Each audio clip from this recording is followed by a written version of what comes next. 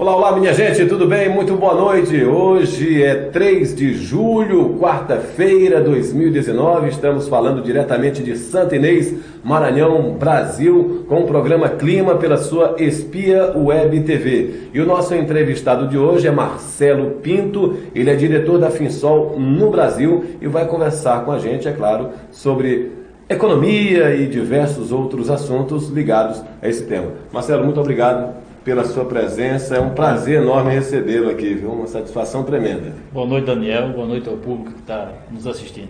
Muito bem, Marcelo, como é que você avalia, né, a situação econômica brasileira nesses primeiros meses aí de 2019? Estamos a passos lentos, como está no seu ponto de vista? Veja, eu não sou um grande especialista na área de economia, mas sou, de fato, um empresário nessa área, um executivo nessa área, e o que a gente vem percebendo é que a economia brasileira está, nesse primeiro momento, de uma forma, todos estão em um movimento de espera, de aguardando um pouco os acontecimentos. Isso faz com que não tenhamos muitos efeitos aí de crescimento, isso nos leva à situação de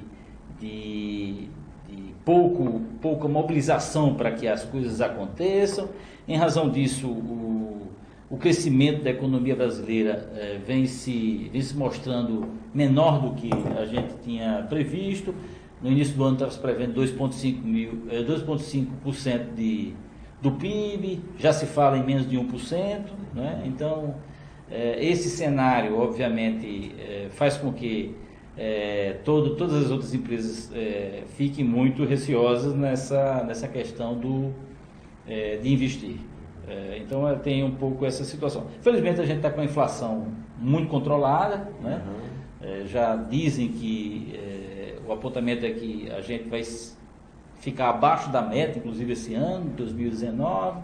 Em 2020 alcançamos a meta, que era uma coisa até difícil de acontecer nos últimos anos. Sempre a gente estava apontando para o extremo da meta na inflação. Então essa situação é muito favorável.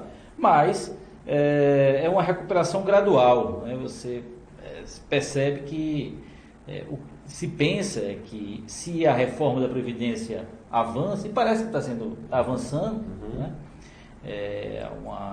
O relator vai apresentar o tema.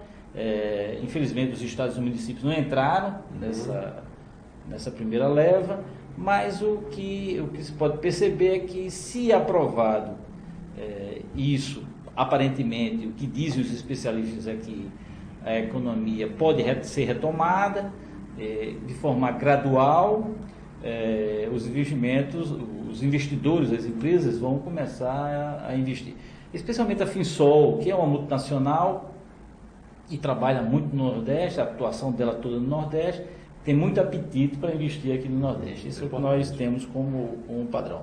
Mas esse é um cenário que a gente está com muito cuidado, observando os movimentos. O que a gente percebe na prática é que a população de baixíssima renda está muito endividada. Eu diria, há 5 anos atrás, a gente trabalha muito com porta a porta. E um fato que me chama muita atenção é que nós, a cada 10 pessoas que nós batíamos a porta convidando para fazer o microcrédito, há 5 anos atrás, mais ou menos 10% dessa população estava com problema de registro no SPC ou Serasa. Hoje esse cenário piorou muito, né? Mais ou menos 50% da população apresenta algum tipo de restrição. Isso nos preocupa muito, e quem sofre muito é a população de baixa renda.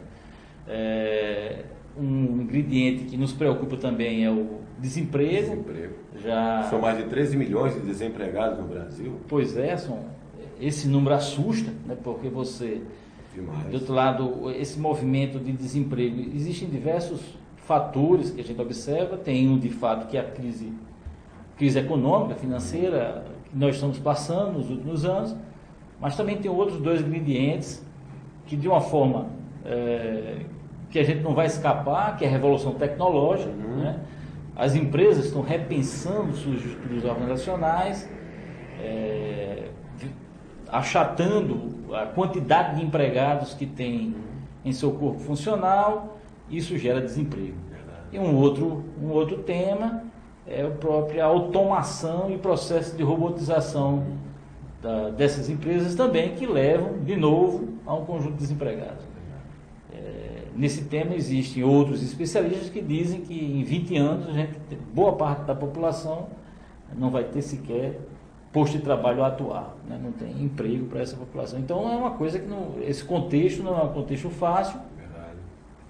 E empresas como a nossa, que somos instituições financeiras, de qualquer forma, sentem muito. A gente está vivendo um movimento de revolução nesse segmento, com o advento das fintechs. Né? Então é um contexto que merece toda a atenção e precisa ser bem trabalhado. Eu vi que você fez uma avaliação em relação ao Brasil, uma avaliação país. E a economia regional Nordeste? Pois é, quando a gente leva essa situação mais especificamente para o Nordeste, aí nós temos um cenário ainda talvez mais complicado. Mais preocupante, né? Mais preocupante.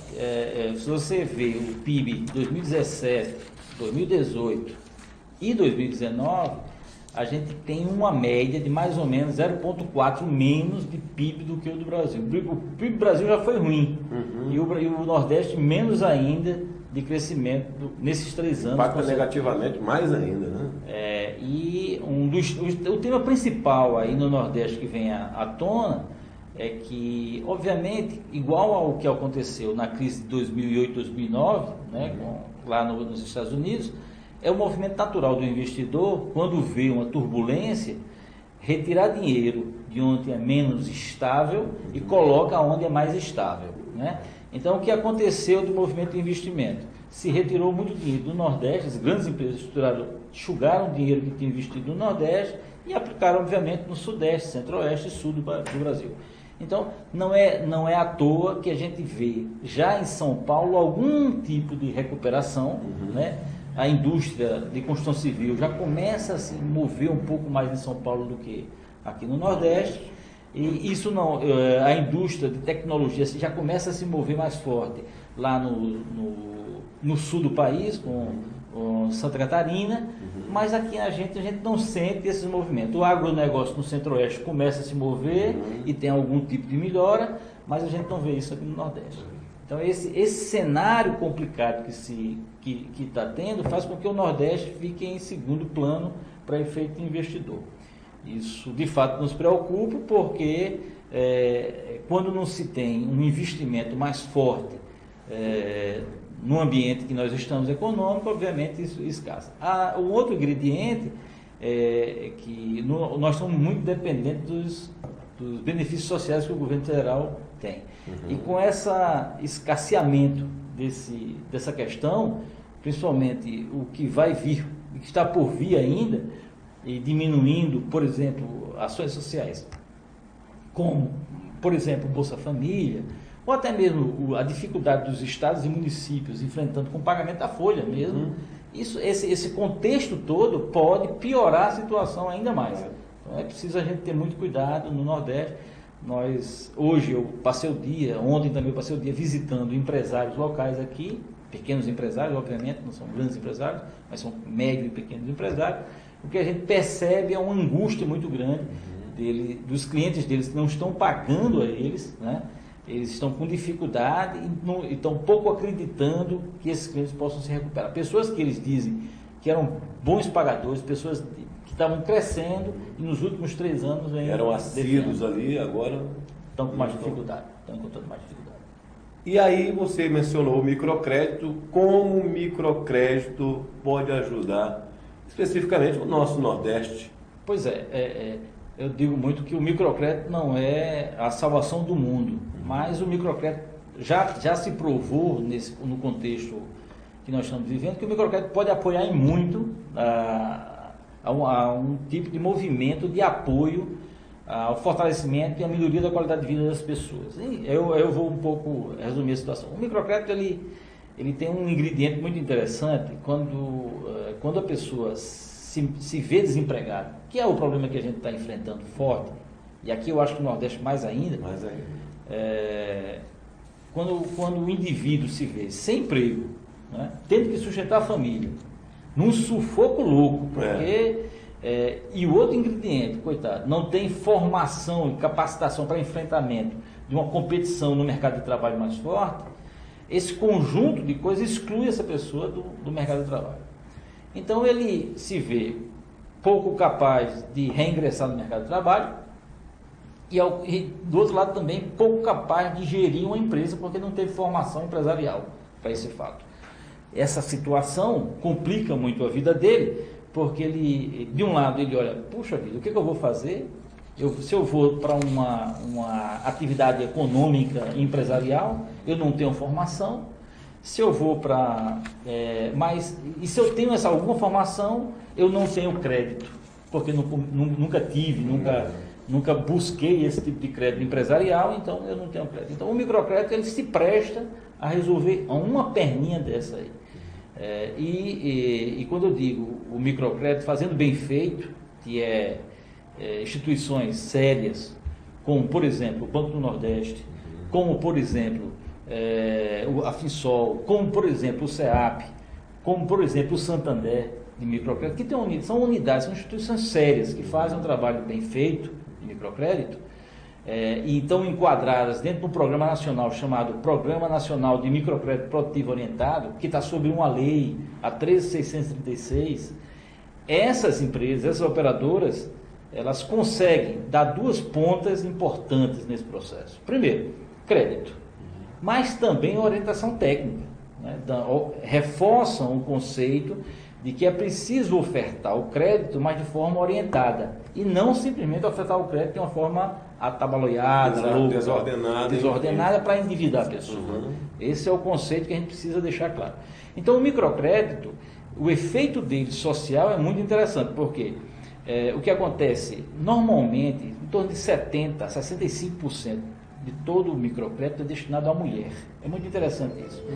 E a mulher, ao ter esse crédito, normalmente, na medida que a empresa dela vai gerando lucro, ela investe, esse negócio sabe onde, Daniel?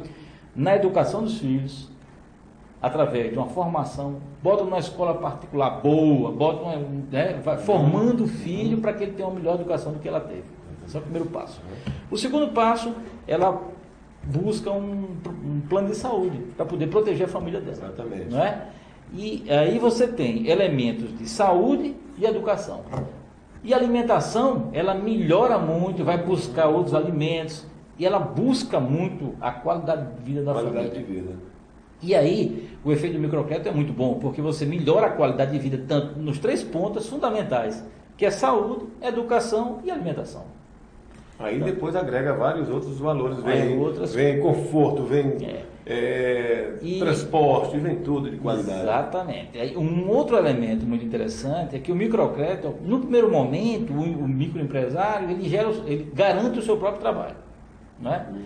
Mas logo depois ele vai começando a gerar um emprego, 2 empregos.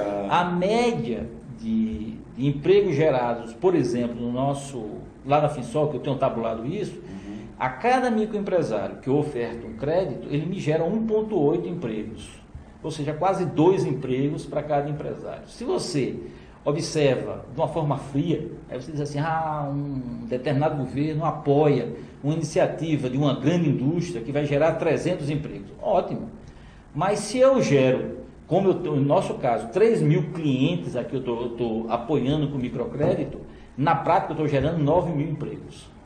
Olha só. Então o efeito disso, do ponto de vista na economia local, é muito grande, porque eu distribuo renda para a população de baixa renda e com isso tem um consumo natural no mercado local. E aí o efeito do microcrédito é muito positivo, porque dinamiza a economia, melhora a qualidade de vida das pessoas e melhora a qualidade de vida de todo um contexto social e econômico, diminuindo o impacto negativo do desemprego nessa economia. Então é um pouco isso que o microcrédito tem de bom a oferecer. Agora, de novo, o microcrédito feito da forma certinha, adequada, consciente, não endivide as pessoas, né? Transparente, que é o caso dessas 4 instituições que eu citei. O FinSol é uma delas forte, mas também nós temos o Banco do Nordeste, temos o Santander e temos o o outro, Finsol, Banco do Nordeste, Santander e o SEAP. SEAP. Muito bem, olha, são informações bastante esclarecedoras que nós estamos tendo aqui através de Marcelo Pinto. Você que está conectando agora a rede, ele é diretor da Finsol no Brasil e a gente está falando sobre microcrédito, sobre a economia brasileira, enfim. E depois do nosso intervalo, nós vamos acompanhar, claro, o que a Finsol tem a oferecer para melhorar a economia brasileira, tá bom? Segura aí, o programa Clima volta já.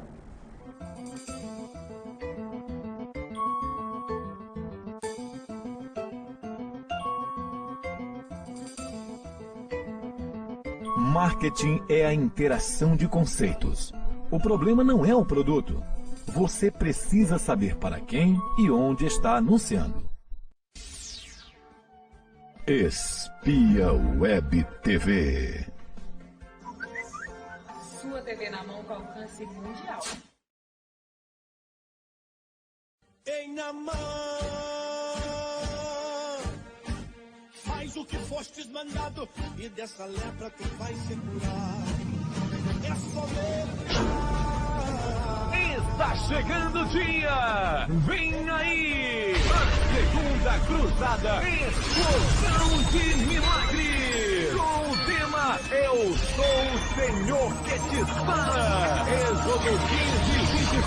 Santa Inês será embaixada com a glória de Deus! Dias 6 e 7 de julho, na Praça da Rodoviária, a partir das 19 horas, ministrando a palavra de Deus e orando pelos enfermos, Pastor Ribamar, louvando ao Senhor, cantores vocais e a dupla Canção e Louvor. Quando todos os meus medos já não cabem mais em mim. É isso mesmo, Canção e Louvor, diretamente de Recife. Venha adorar a Deus conosco e receber a bênção. Você é nosso convidado especial. Realização Igreja Evangélica Assembleia de Deus de Anápolis.